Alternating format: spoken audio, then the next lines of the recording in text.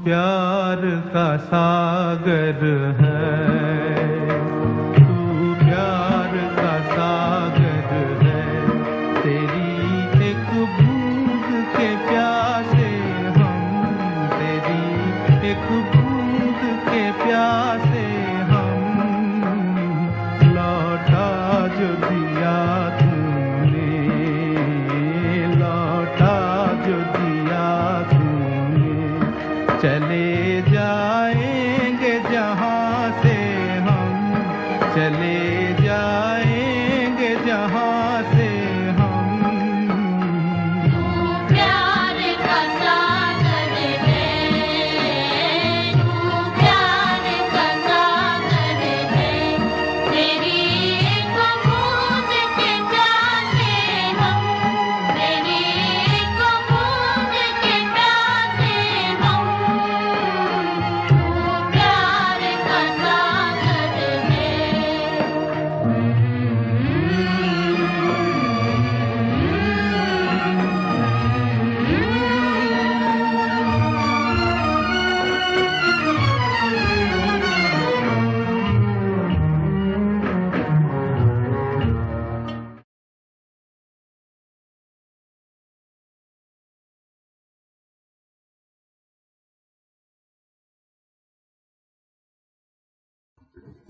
ओम शांति। मुरली की तारीख है 18/8/2021। अभी हम सब गीत की 2 लाइन सुनी ना। तू प्यार का सागर है। सचमुच बाबा से हम सभी कितना प्यार प्राप्त कर रहे हैं। लोग समझते एक बूंद मिले तो बस हो जाए और हमको तो सागर मिल गया। तो बाबा कहते मैं केवल प्यार का सागर नहीं हूँ, मैं तो ज्ञान का सागर भी हूँ।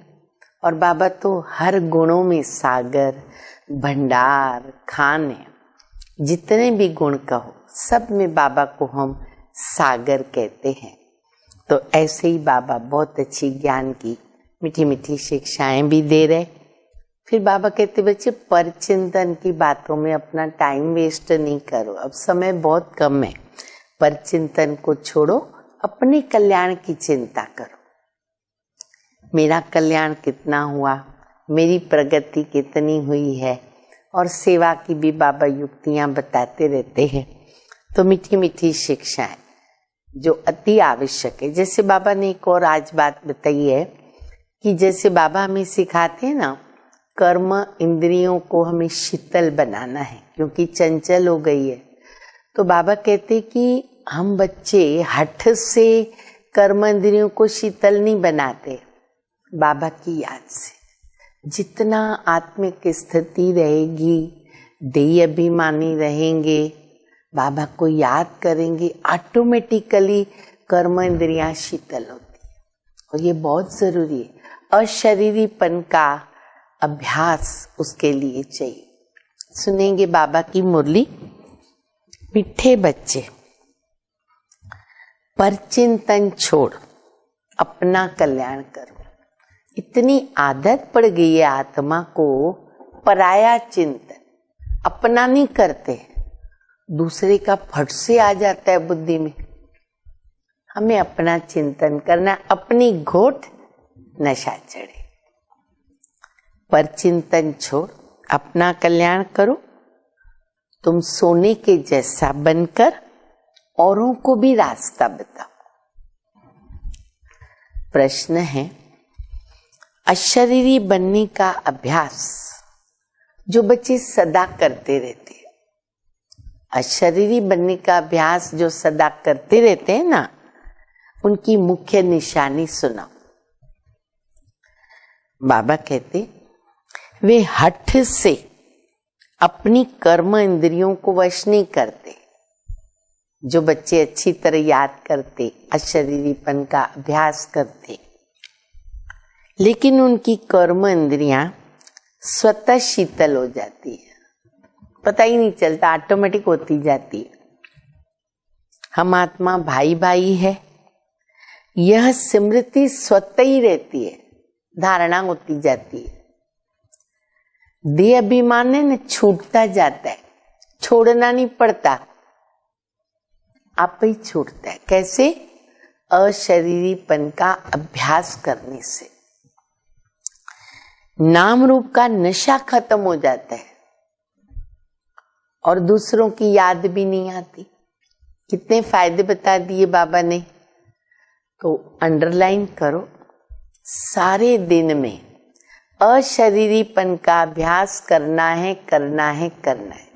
हर घंटे पर 3 मिनट अशरीरी बन जाओ, बहुत फायदा होता है। गीत का लाइन सुना, तू प्यार का सागर है। ओम शांति। ये कोई सिर्फ प्यार का सागर नहीं, ज्ञान का सागर है।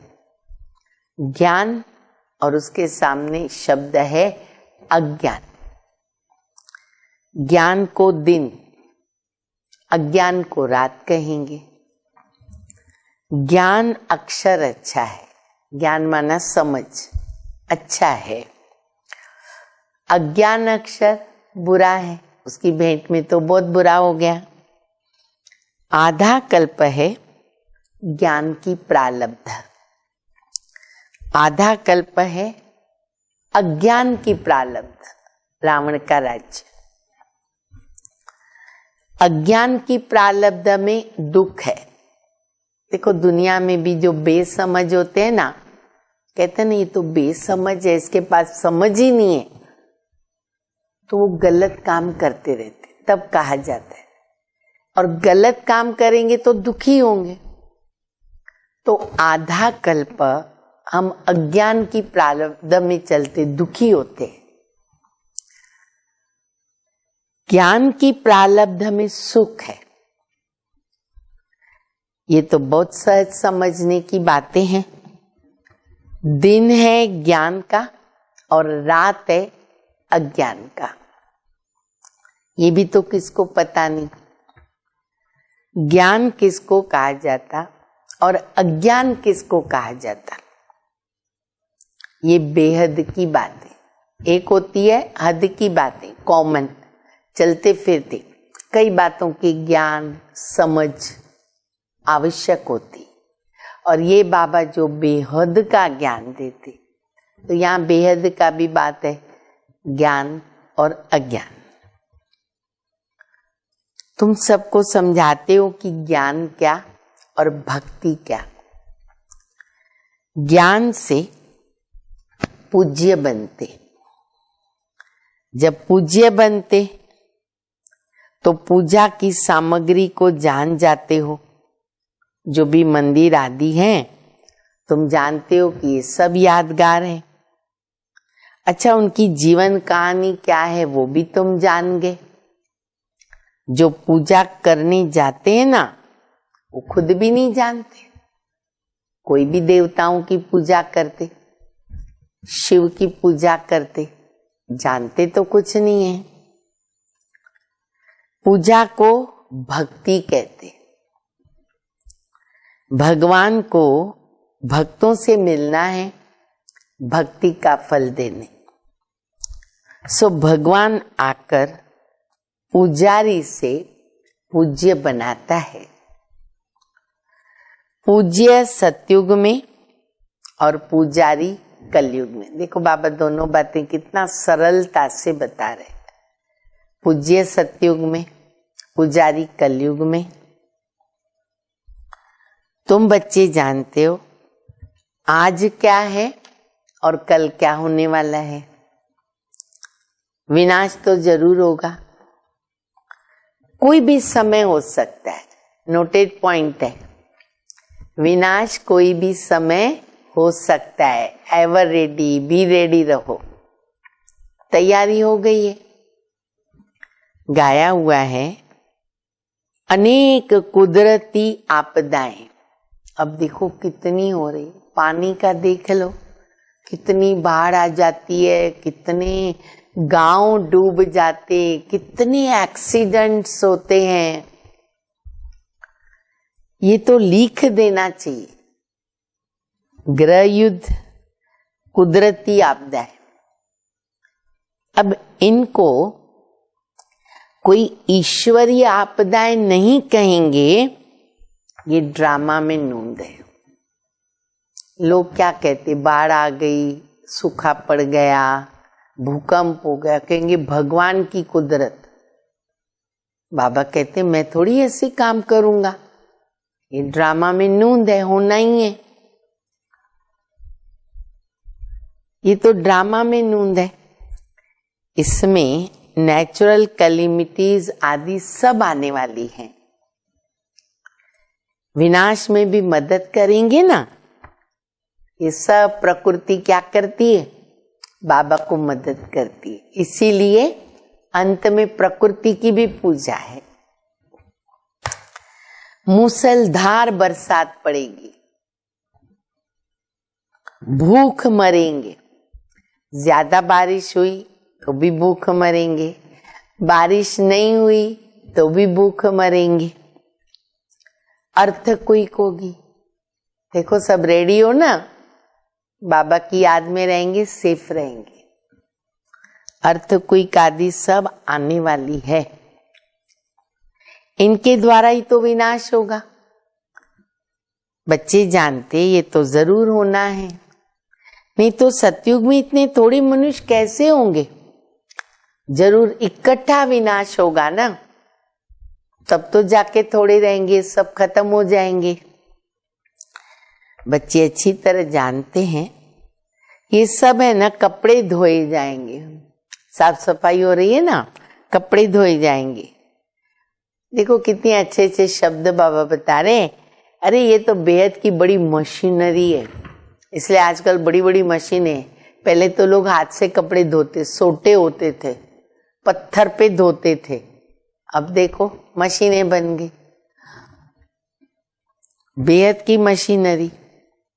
गाया जाता कहावत है, मूत पलीती कपड़ धोए। इन कपड़ों की बात नहीं जो पहनते हैं, ये तो शरीर की बात। आत्माओं को योग बल से धोना है।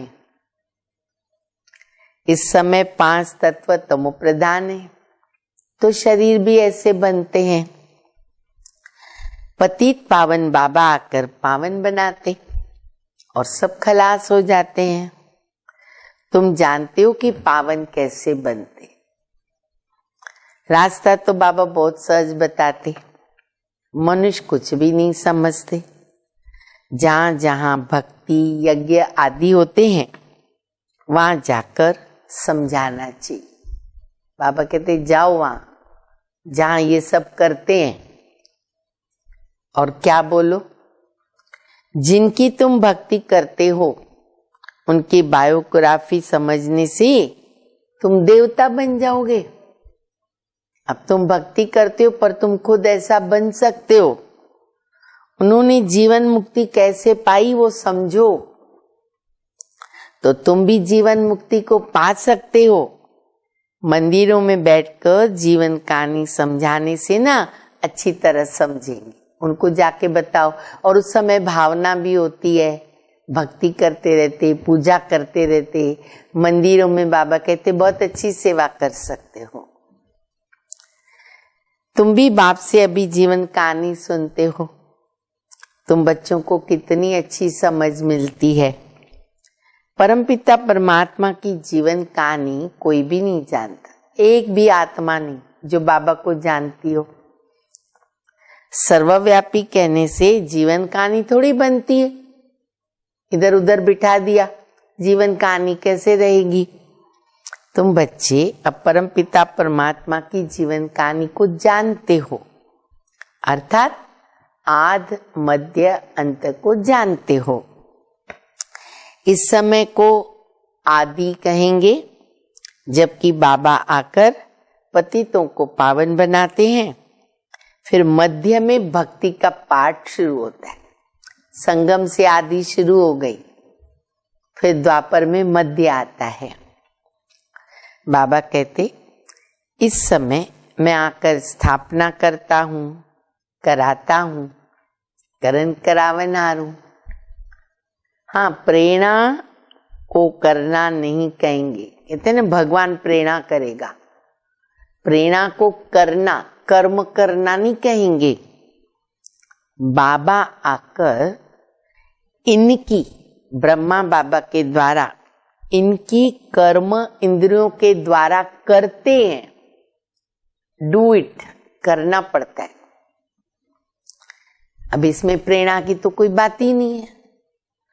करन करावन हारे तो जरूर सन्मुख कराएंगे ना। क्यों बाबा को भक्ति मार्ग में बोला टाइटल, करन करावन हार, करता भी है कराता भी है। प्रेरणा से कुछ नहीं हो सकता। आत्मा बिगर शरीर कुछ नहीं कर सकती है। बहुत कहते ईश्वर प्रेरणा से सब कुछ करता है, वो क्या नहीं कर सकता, प्रेरणा से सब कुछ करता है। फिर बच्चे भी कहते, क्या कहते बाबा को, सुनो बाबा आप प्रेरणा करो, हमारे पति की ना बुद्धि को ठीक कर दो। सुना, कई माताएं बोलती है बेटे को ठीक करो, कि बुद्धि को ठीक करो। बाबा कहते अब इसमें प्रेरणा की तो कोई बात ही नहीं है। अच्छा फिर शिव जयंती क्यों मनाते? मुझे तो आना पड़ता है, प्रेरणा से काम नहीं चलता, शिव जयंती क्यों मनाते? प्रेरणा से काम हो तो फिर हम आवे ही क्यों? एक तो ईश्वर क्या चीज है वो भी नहीं जानते हैं, सिर्फ कह देते कि ईश्वर की प्रेरणा से ना सब कुछ होता है। झाड़ का पत्ता भी ईश्वर की प्रेरणा से हिलता है, सब कुछ होता है। निराकार प्रेरणा से कैसे कराएगा?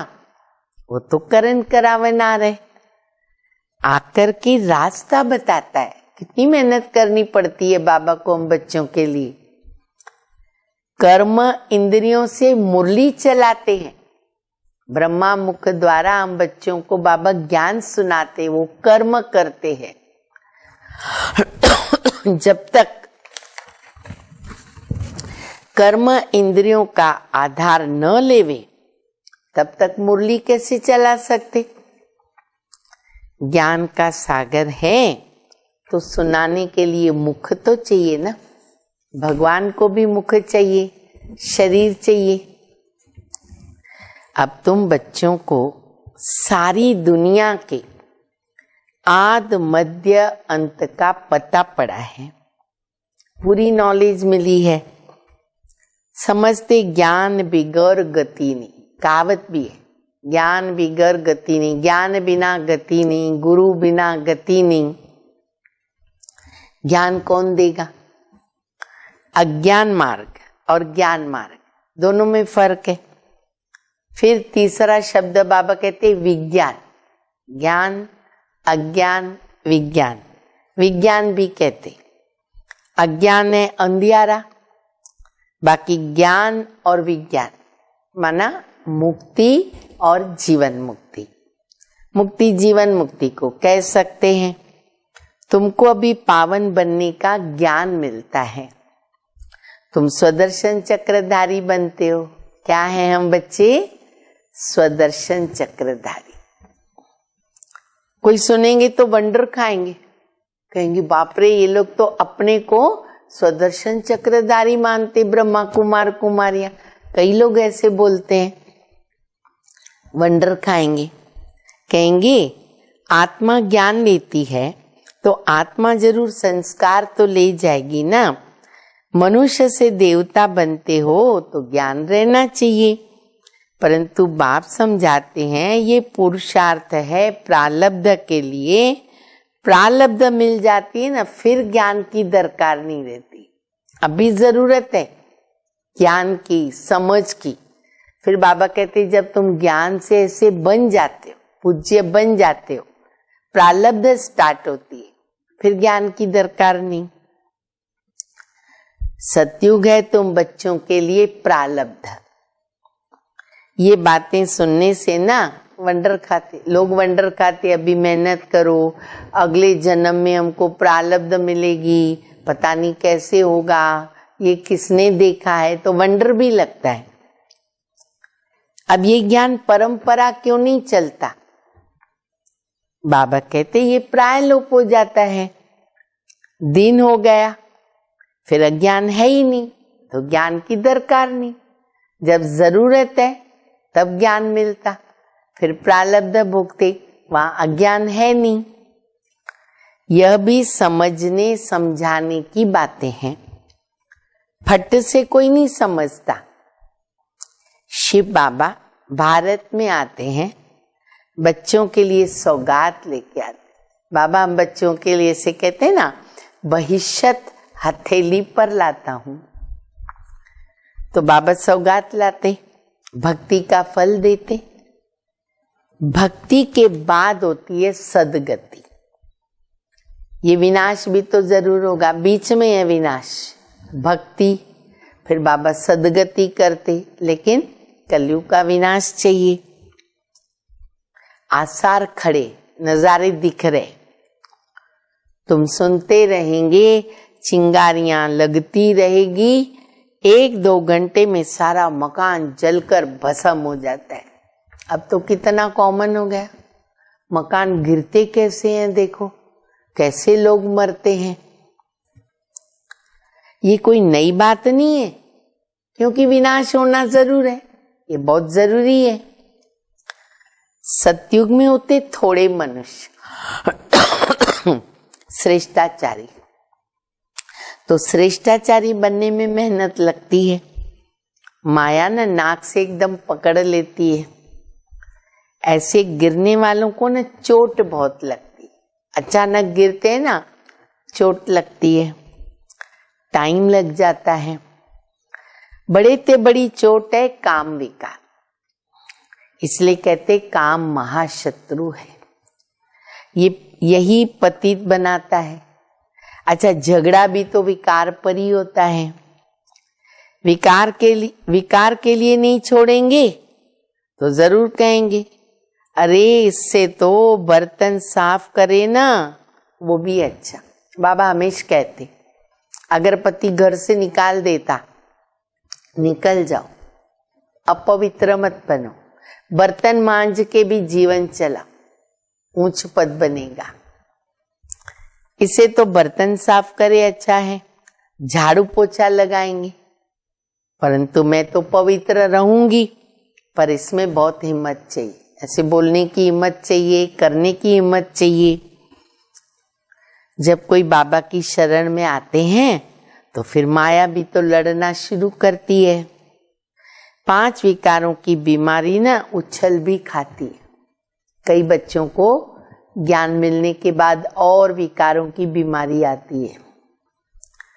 पहले तो पक्का निश्चय बुद्धि चाहिए, जीते जी मरे हुए हैं, यहां से ना लंगर उठा हुआ, पहले तो बुद्धि से लंगर उठा हुआ होना चाहिए ना, कलयुग से किनारा करो तब तो लड़ सकेंगे। कलयुगी विकारी किनारा तुमने छोड़ दिया। अब हम यात्रा पर जा रहे, हम अशरीरी होकर अपने घर जाएंगे। आत्मा को ये ज्ञान है कि हम एक शरीर छोड़ दूसरे में जाएंगे। हम गृहस्थ व्यवहार में रहते, कमल फूल समान पवित्र बनकर यात्रा पर रहते। घर में रहते हैं, पवित्र रहते, यात्रा पर है, कितनी अच्छी जीवन है। बुद्धि में सदा याद रहे, ये तो कब्रिस्तान है, हम सुखधाम में जाएंगे। हमको बाबा वर्षा देने की युक्ति बताते, पावन बनने के लिए हम योग में रहते। याद से विकर्म विनाश होंगे, तब तो आत्मा शरीर छोड़ेगी। यात्रा कितनी वंडरफुल है भाई, हमारी जैसी यात्रा किसकी हो सकती है? चलते फिरते उठते बैठते, वंडरफुल। सिर्फ बाबा को याद करो, अपनी राजधानी को याद करो। इतनी सहज बात भी याद नहीं पड़ती, भूल जाती है। अलफ को याद करो बस, परंतु हो जाता है। क्यों? माया याद करने नहीं देती है, तो मेहनत लगती।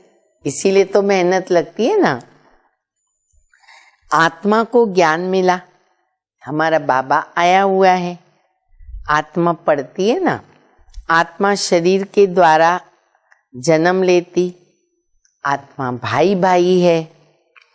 देह अभिमान में आने से ना फिर अनेक संबंध आ जाते, बहुत सारे संबंध बन जाते। यहाँ तुम भाई बहन हो गए, आपस में भाई भाई हो, बहन भाई भी हो, प्रवृत्ति मार्ग है, दोनों को वर्षा चाहिए। आत्मा पुरुषार्थ करती है, अपने को आत्मा समझना ये मेहनत है। मेहनत कौन सी करनी है? आत्मा अभिमानी बनने की, एक ही मेहनत है, देह अभिमान न रहे। शरीर नहीं तो विकार किससे करेंगे? आत्मा अभिमानी हो गए, विकार किससे करेंगे? अशरीरी हो गए। हम आत्मा है, बाबा के पास जाना है, शरीर का भान भी न रहे। जितना योगी बनते जाएंगे ना, कर्म इंद्रियां शांत होती जाएगी, ऑटोमेटिक होगी। देह अभिमान में आने से कर्म इंद्रियां चंचल होती है, ये याद करें। देह अभिमान चंचल कर देता है। आत्मा जानती है हमको प्राप्ति हो रही है, शरीर से अलग होते जाएंगे तो कर्म इंद्रियां शांत होती जाएगी। सन्यासी लोग दवाई खाकर कर्म इंद्रियों को शांत करते, उनको दवाई खानी पड़ती है। अब वो तो हठ योग हो गया, तुमको योग से काम लेना है। कैसे करना है? योग से काम लेना है। क्या योग बल से तुम वश नहीं कर सकते? जितना आत्माभिमानी होते जाएंगे, कर्म इंद्रियां शांत हो जाएगी। ये दवाई है योग की। बड़ी मेहनत करनी पड़ती है, प्राप्ति भी तो बहुत ऊंच है। बाबा कहते योग बल से तुम विश्व के मालिक बनते हो, कर्म इंद्रियों पर जीत पहनते हो। इसीलिए भारत का योग नामी ग्रामी, क्योंकि योग से क्या बना देता है बाबा। तुम मनुष्य से देवता, पतित से पावन बन जाते हो।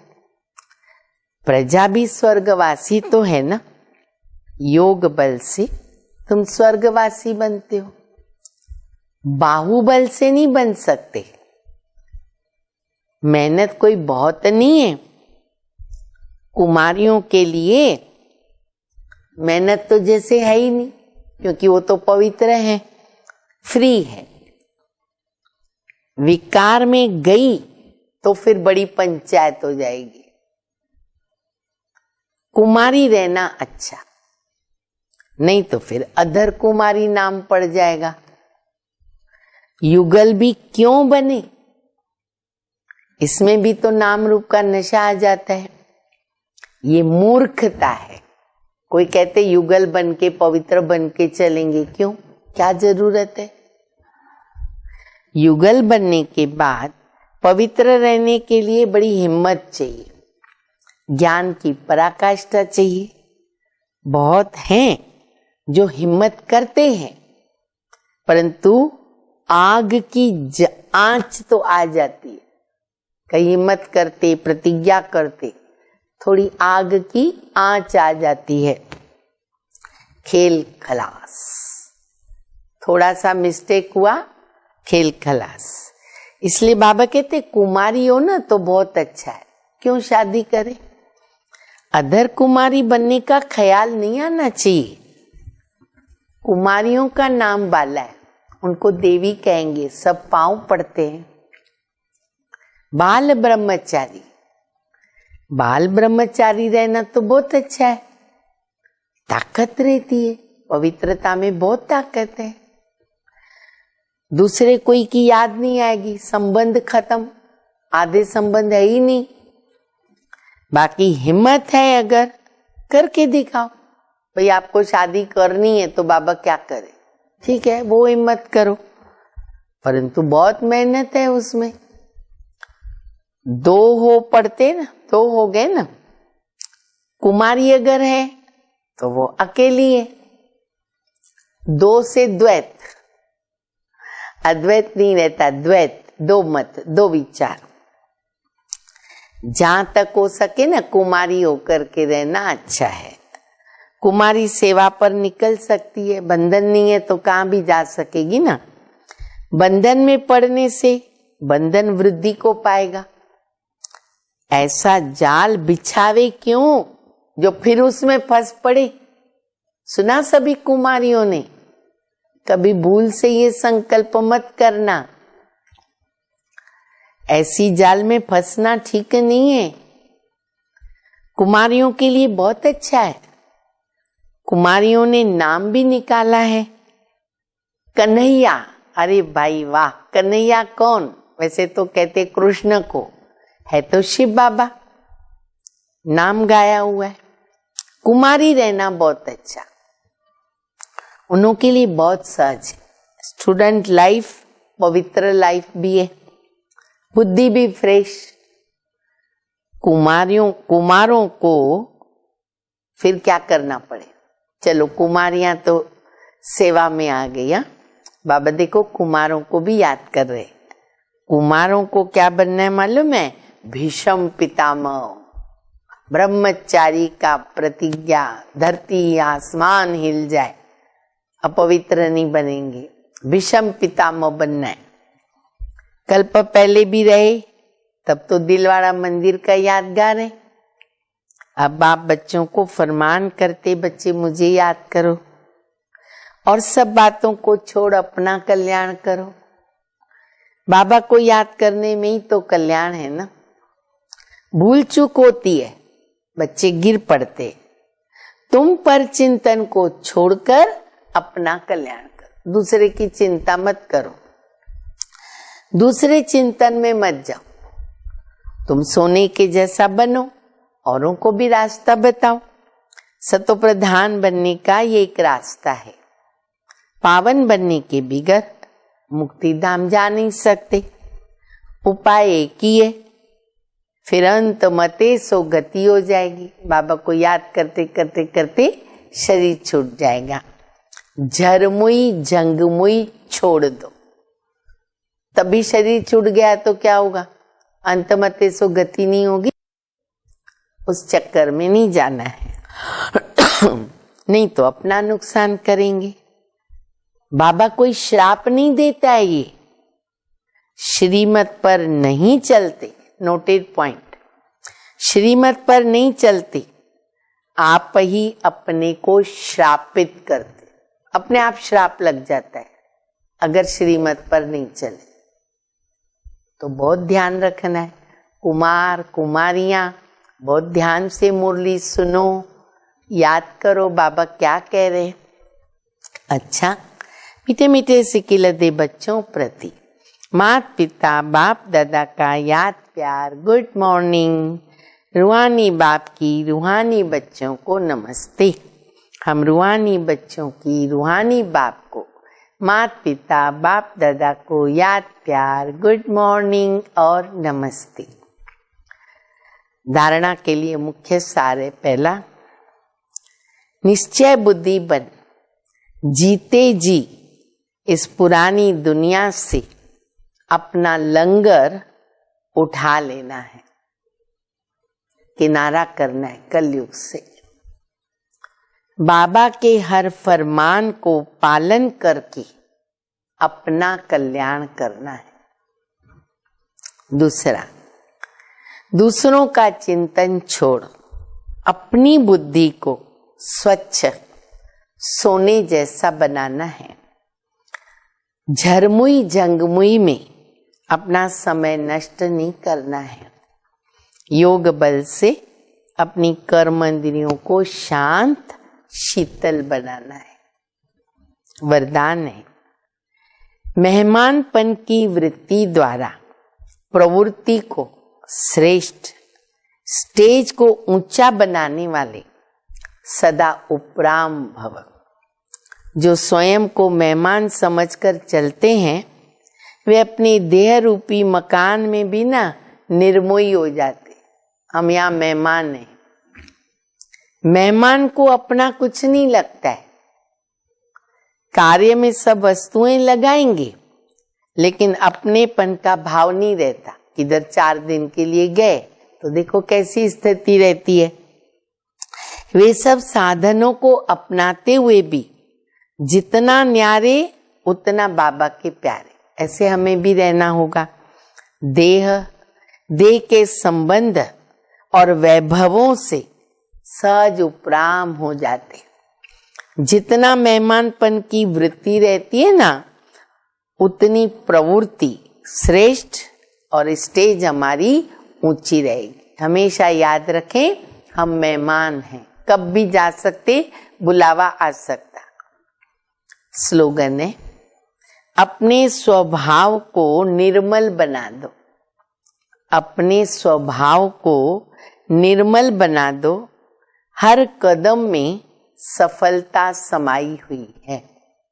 स्वभाव सरल होगा, निर्मल होगा तो सफलता मिलती ही रहेगी। अच्छा, ओम शांति।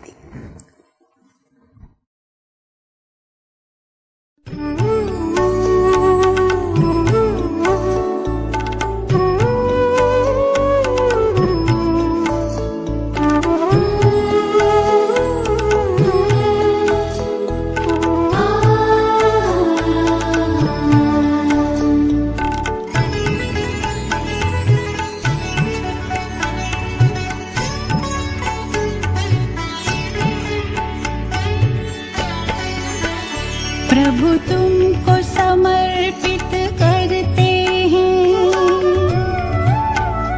प्रभु तुमको समर्पित करते हैं अपना ये जीवन सारा। तू ही सच्चा जीवन साथी है प्रभु इस दुनिया में हमारा, प्रभु इस दुनिया में हमारा। प्रभु तुमको समर्पित करते हैं अपना ये जीवन सारा। तू ही सच्चा जीवन साथी है प्रभु इस दुनिया में हमारा, प्रभु